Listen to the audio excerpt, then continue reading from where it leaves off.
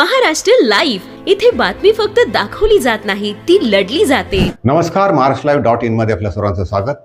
छत्रपती संभाजीनगरमध्ये रोजी एका महानगरपालिका कर्मचाऱ्याचा अवैधरित्या लावलेल्या होल्डिंग काढताना विजेचा धक्का लागून दुर्दैवी अंत झाला।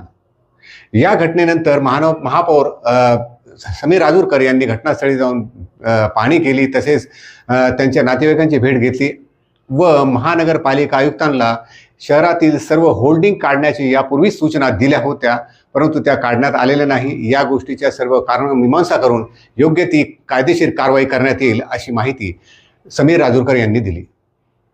सर्व प्रमुख रस्त्यांवर व छोट्या मोठ्या गल्ल्या बोळामध्ये सुद्धा दररोज कोणत्या ना कोणत्या नेत्यांचे भाऊ दादा यांचे पोस्टर मोठ्या प्रमाणावर लावले जातात, त्यामुळे वाहतुकीला अडचण निर्माण होते।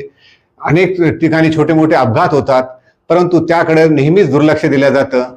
महानगरपालिका अधूनमधून कारवाई करते, तेही निष्फळ ठरत आहे, परंतु ठोस अशी कोणती कारवाई न झाल्यामुळे या अशा अनधिकृत होल्डिंगमुळे आज एका कर्मचाऱ्याचा दुर्दैवी अंत झाला।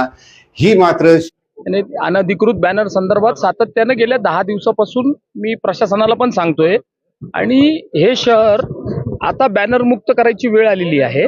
आणि तुम्ही मोठे शहर पहा, जे स्वच्छ शहर आहेत तिथे असे बॅनर लागत नसतात। त्याच्यामुळं मी आयुक्तांना त्या दिवशी खूप पत्रकारांनी त्याच्या बाबतीत हे केलं की मी आयुक्तांना असं का बोललो, पण मी त्यांना अतिशय नम्रपणे या शहराचा नागरिक म्हणून, मी प्रथम नागरिक तर आहेच आहे, पण त्याच्याबरोबर मी नागरिक आहे, टॅक्स पेअर आहे, तर मी त्यांना सांगितलं होतं की बाबा हे आता शहर बॅनर मुक्त करायची वेळ आलेली आहे। बघा, 8 दिवसामध्ये लाड पागे समितीत 6 महिन्यापूर्वी लागलेला व्यक्तीचा आज ते काढताना शॉक लागून बॅनर काढताना दुर्दैवी मृत्यू झाला। माझ्या प्रचंड संवेदना आहे, माझं सकाळपासून मन द्रवित झालं। मी तिथं घाटीत सुद्धा जाऊन आलो। आपण इतकी जीवघेणी स्पर्धा का करतोय? कशासाठी करतोय आपण ही जीवघेणी स्पर्धा? आता मी आयुक्तांना सांगितलेलं आहे की ह्या अनधिकृत बॅनरच्या बाबतीत कोणताही मुलायजा ठेवायचा नाही। ज्यांनी बॅनर लावला त्यांच्यावरती काही गुन्हा दाखल होणार आहे का?